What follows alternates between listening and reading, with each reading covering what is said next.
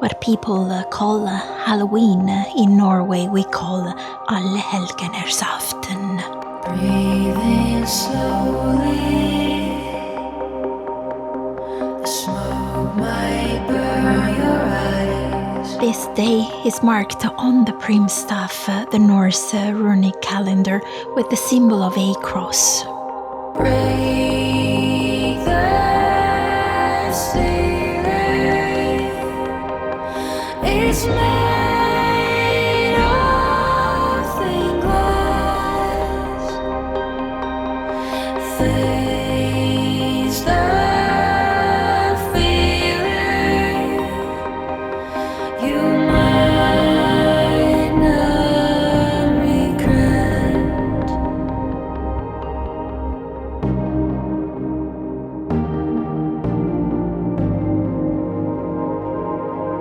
In this season, the contact with the realm of spirit was most certainly an important part of the original tradition. On October 31st, the distinction between the living and the dead was almost abolished, and many people believed that magic and trolldom performed on this day would be exceptionally effective because of the falling of these barriers, and for this reason used with immense caution.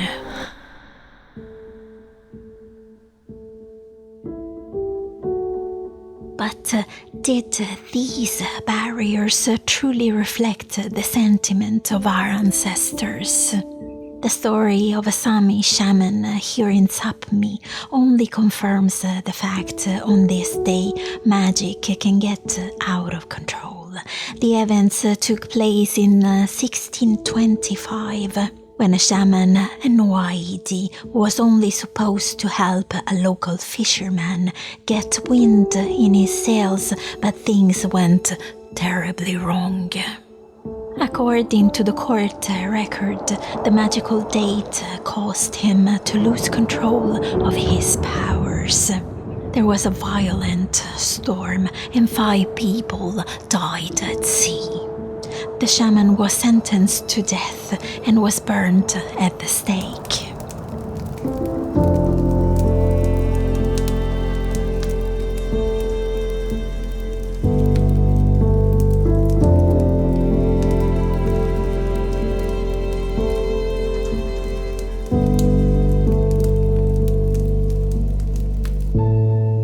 The question is, why was trolldom sorcery stronger in this season, and what is the real meaning of the thinning of the veil to the ancestors of these lands?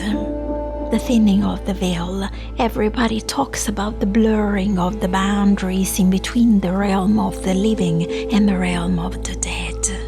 As a person who lives on Norse terrain in the cold north of Norway, to me the veil is an illusion.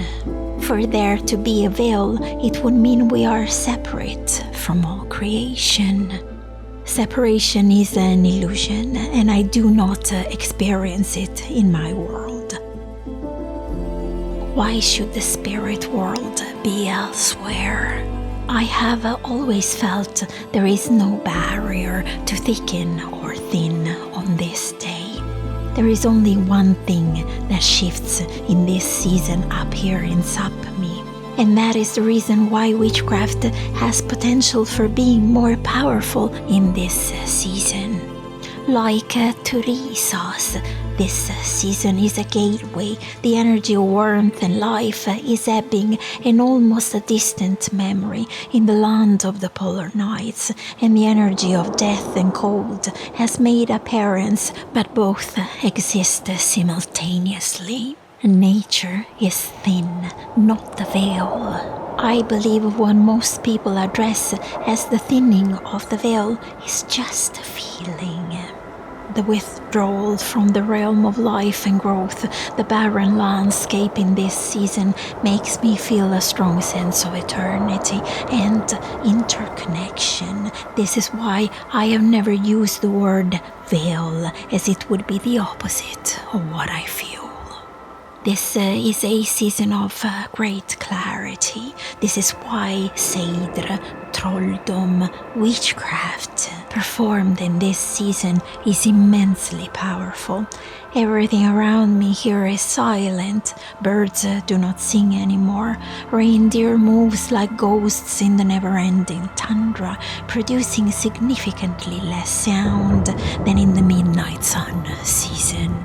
In this silent space of eternity I am transitioning into offers all the tools for focus and clarity of vision. It opens my senses and frees my mind from the overstimulated midnight sun world.